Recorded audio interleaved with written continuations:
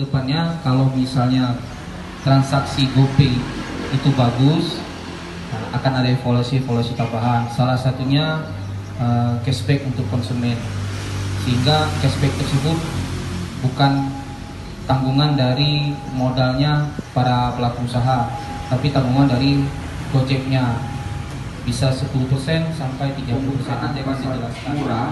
Pasar murah bukan berarti setiap Sabtu. Kemungkinan pasar murah ini adalah paket tur kota Banda Aceh hanya di Sabtu ini. Sekaligus saya minta juga kepada peresmian juga pekan UMKM. Makanya kepinginnya kita hari Sabtu ini sebenarnya tenda Gojek sudah ada, tapi belum KF, belum 10 hari, jadi belum masuk. Sehingga kondisi tendanya nanti seperti Sabtu kemarin. Cuma Sabtu kemarin masih banyak juga yang masih kosong. Jadi mudah-mudahan Bapak Ibu yang hadir sore hari ini bisa hadir semua di hari Sabtu, dan teman-teman yang lain bisa dihimbau lah untuk bisa full stand. Karena kalau kosong seperti kemarin, malu juga kita.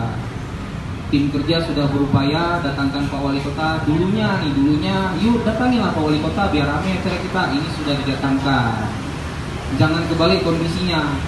Kemarin UMKM-nya ada, Pak Wali Kotanya nggak ada. Ini Pak Wali Kota sudah ada, UMKM-nya jangan